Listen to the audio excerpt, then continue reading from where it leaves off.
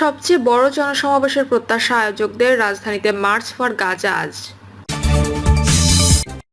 এদিকে নারায়ণগঞ্জে ফ্রি স্টাইলে ছিনতাই, ভিডিও ভাইরাল। জানাবো গোয়েন্দা সংস্থার প্রতিবেদন, গোপনে ঢাকায় জামায়াতের চেষ্টা করছে আওয়ামী লীগ। এবং সর্বশেষ জানাবো হঠাৎ করে চড়া সবজির বাজার। শুনছিলেন সংবাদ শিরোনাম, এবারে বিস্তারিত। সবচেয়ে বড় জনসমাবেশের প্রত্যাশা আয়োজকদের, রাজধানীতে মার্চ ফর গাজা আজ। গাজায় চলমান হত্যা ও নিপীড়নের বিরুদ্ধে বাংলাদেশের বিভিন্ন রাজনৈতিক, সামাজিক ও ধর্মীয় সংগঠনের উদ্যোগে প্রতিবাদ কর্মসূচি পালিত হচ্ছে।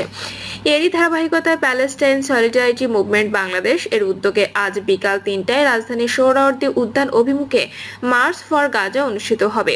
এতে দল মত নির্বিশেষে সর্বস্তরের মানুষ এক কাতারে এসে ফিলিস্তিনি জনগণের সঙ্গে সংহতি প্রকাশ করবেন। কর্মসূচিতে সভাপতিত্ব করবেন বায়তুল মুকাররম জাতীয় মসজিদের খতিব মাওলানা আব্দুল মালেক। এটি ঢাকার রাস্তায় ফিলিস্তিনের পক্ষে সবচেয়ে বড় জনসমাবেশ হতে যাচ্ছে বলে প্রত্যাশা ব্যক্ত করেছেন আয়োজক ও সংশ্লিষ্টরা। শুক্রবার আয়োজক সংগঠনের পক্ষ থেকে মার্চ ফর গাজায় আহতদের জন্য কিছু নির্দেশনা দেওয়া হয়েছে। এতে বলা হয়, দুপুর 2টায় 5টি পয়েন্ট থেকে মার্চ শুরু করে সোহরাওয়ার্দী উদ্যান গণজামায়াত হবে বিকাল 3টায়। মার্চের পথ নির্দেশনায় বলা হয়, 1 নম্বর পয়েন্ট মাগলা মোটর, সেখান থেকে শাহবাগ হয়ে উদ্যানের রমনা গেট দিয়ে প্রবেশ করতে হবে। 2 নম্বর কাকরাইল মোড়, সেখান থেকে মৎস্য ভবন হয়ে উদ্যানের ইঞ্জিনিয়ার্স ইনস্টিটিউট গেট দিয়ে প্রবেশ করতে হবে। 3 নম্বর জিরো পয়েন্ট, সেখানে অংশগ্রহণকারী দোয়েল চত্বর হয়ে টিএসসি গেট দিয়ে প্রবেশ করবেন। 4 নম্বর পয়েন্ট বক্সিবাজার মোড়, তারা শহীদ মিনার হয়ে টিএসসি গেট দিয়ে প্রবেশ করবেন। 5 নম্বর নীলক্ষেত মোড়, সেখান থেকে ভিসি চত্বর হয়ে সোহরাওয়ার্দী উদ্যানের টিএসসি গেট দিয়ে প্রবেশ করবেন অংশগ্রহণকারীরা। বিশেষ নির্দেশনায় বলা হয়েছে, এদিন টিএসসি মেট্রো স্টেশন বন্ধ থাকবে। পরীক্ষার্থীদের জন্য সব রাস্তা বিশেষভাবে উন্মুক্ত থাকবে। তাদেরকে পর্যাপ্ত সময় নিয়ে বাসা থেকে বের হওয়া এবং যে কোনো প্রয়োজনে স্বেচ্ছাসেবকদের সহযোগিতা নেওয়ার অনুরোধ করা হয়। আহতদের জন্য সাধারণ দিক নির্দেশনায় বলা হয়েছে, অংশগ্রহণকারীরা নিজ দায়িত্বে ব্যক্তিগত প্রয়োজনীয় সামগ্রী যেমন পানি, ছাতা, মাস্ক সঙ্গে রাখবেন এবং পরিবেশ পরিচ্ছন্ন রাখবেন। যে কোনো পরিস্থিতিতে ধৈর্য ও শৃঙ্খলা বজায় রাখবেন। আইন শৃঙ্খলা বাহিনী ও স্বেচ্ছাসেবকদের সঙ্গে সর্বাত্মক সহযোগিতা করবেন। রাজনৈতিক প্রতীকবিহীন সৃজনশীল ব্যানার ও প্লাকার্ড ব্যবহার করতে বলা হয়েছে। শুধু বাংলাদেশ ও ফিলিস্তিনের পতাকা বহনের মাধ্যমে সংহতি প্রকাশ করতে অনুরোধ জানানো হয়। এদিকে বাংলাদেশের ইতিহাসে প্রথম সব রাজনৈতিক ও অরাজনৈতিক সর্বস্তরের মানুষ এক কাতারে এসে ফিলিস্তিনি জনগণের সঙ্গে সংহতি প্রকাশ করবেন। সমাবেশকে ঘিরে আয়োজক সংগঠনের ফেসবুক পেজে আলেম, সেলিব্রিটি ও বিশিষ্টজনদের সমর্থনমূলক ভিডিও বার্তা প্রকাশ করা হচ্ছে। সেখানে দৈনিক আমার দেশের সম্পাদক মাহমুদুর রহমান, জাতীয় দলের ক্রিকেটার মাহমুদুল্লাহ রিয়াদ, মেহেদী হাসান মিরাজ, নাহিদ রানা, তাইজুল ইসলাম, ইসলামী বক্তা মিজানুর রহমান আজহারি, আজ সুন্নাহ ফাউন্ডেশনের চেয়ারম্যান শায়খ আহমদুল্লাহ, এবি পার্টির চেয়ারম্যান মুজিবুর রহমান মঞ্জু, খেলাফত মজলিসের আমির মাওলানা মামুনুল হক, ওলামা মাশায়েখ, আইম্মা পরিষদের সাধারণ সম্পাদক রেজাউল করিম আবরার, এনসিপি দক্ষিণাঞ্চলের নেতা হাসনাত আব্দুল্লাহ, ইসলামী ছাত্র শিবিরের কেন্দ্রীয় সভাপতি জাহিদুল ইসলাম ও প্রকাশনা সম্পাদক আবু সাদিক কায়েম, অভিনেতা তামিম মৃধা ও 10 মিনিট স্কুলের প্রতিষ্ঠাতা আমান সাদিক ভিডিও শেয়ার করা হয়েছে। এনসিপি নেতা হাসনাত আব্দুল্লাহ তার ফেসবুক পেজে নিজের সহ 14 জনের ভিডিও বার্তা প্রকাশ করেছেন। সেখানে তিনি লিখেছেন, আগামী শনিবার ফিলিস্তিনের জন্য সবচেয়ে বড় মার্চ হবে ঢাকার রাজপথে। স্লোগানে মিছিলে উত্তাল হয়ে উঠবে শাহবাগ থেকে মানিক মিয়া অ্যাভিনিউ। নারায়ণগঞ্জে ফ্রি স্টাইলে ছিনতাই, video viral. Dhaka Narayanganj link রোডে এখন ফ্রি স্টাইলে চলছে ছিনতাই। পথচারীরা এর প্রতিবাদ না করে চুপচাপ মোবাইলে ভিডিও করে তা সামাজিক যোগাযোগ মাধ্যমে ভাইরাল করছে।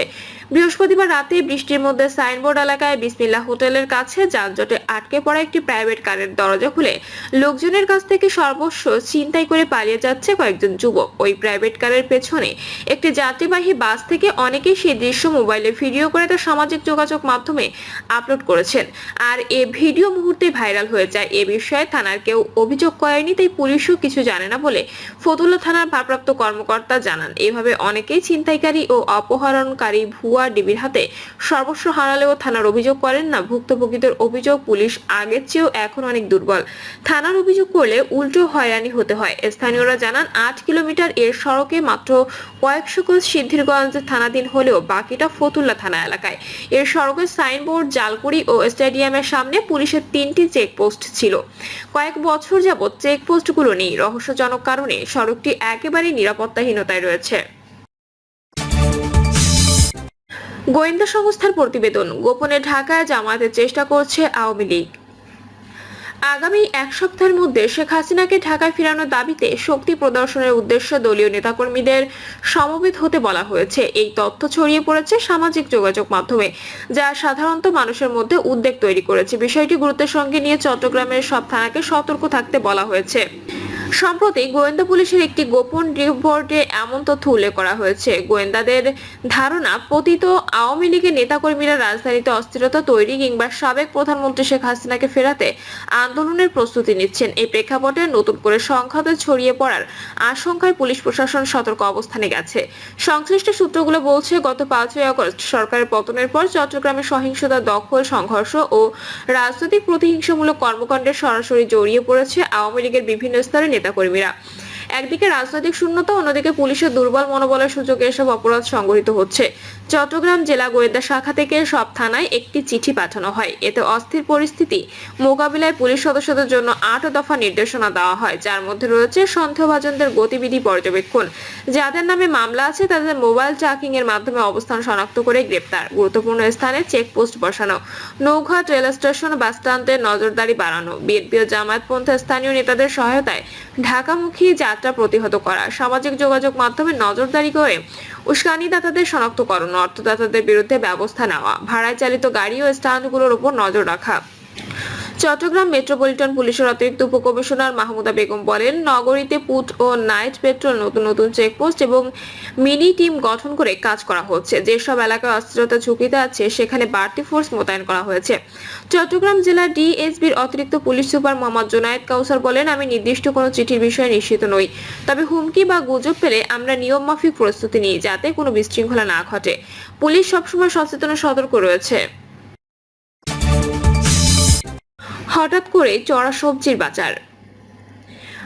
রমজান মাস জুড়ে সব ধরনের সবজির দাম তুলনামূলক কম থাকলেও ঈদের পর থেকে হঠাৎ করে চড়া হলো সবজির বাজার।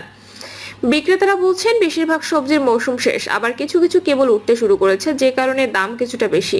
সরবরাহ বাড়লে দাম কমে আসবে। আজকের বাজারে প্রতি কেজি ঢেঁড়স বিক্রি হচ্ছে 7 টাকায়, পটল 80 টাকা, করলা কেজি 80 টাকা, গাজর 7 টাকা, বরবটি 80 টাকা, মিষ্টি কুমড়া প্রতি কেজি 30 টাকা, টমেটো 40 থেকে 50 টাকা, কচুরলতি কেজি 100 টাকা, চিচিঙ্গা প্রতি কেজি 60 টাকা, বেগুন প্রতি কেজি 90 টাকা, পেঁপে ও সিম প্রতি কেজি 60 টাকা, আলু 30 টাকা, কাঁচামরিচ প্রতি কেজি 80 টাকা, শসা কেজি 60 এবং সজিনা প্রতি কেজি 80 থেকে 100 টাকায় বিক্রি হচ্ছে। সাপ্তাহিক ছুটির দিনে রাজধানীর শান্তিনগর বাজারে বাজার করতে এসেছেন বেসরকারি চাকরিজীবী আরিফুল ইসলাম।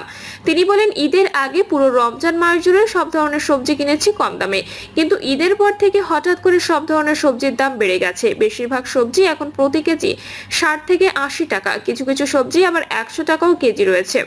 সব মিলিয়ে সবজির দাম বর্তমানে বাড়তি। সবজির দাম বৃদ্ধির বিষয়ে রাজধানীর মালিবাগ এলাকায় সবজি বিক্রেতা মনোহর হোসেন মানু বলেন, মূলত এখন বেশ কিছু সবজির মৌসুম শেষ, এছাড়া কিছু কিছু সবজি কেবল উঠতে শুরু করেছে, যে কারণে বাজারে সবজির সরবরাহ তুলনামূলক কম। কিছুদিনের মধ্যে নতুন করে আবার সবজি উঠতে শুরু করবে, তখন সবজির দাম আবার কমে আসবে। প্রিয় দর্শক, এই ছিল এখনকার সর্বশেষ সংবাদ। আপডেট সব সংবাদ পেতে চ্যানেলটি সাবস্ক্রাইব করে বেল আইকনটি ক্লিক করে রাখুন।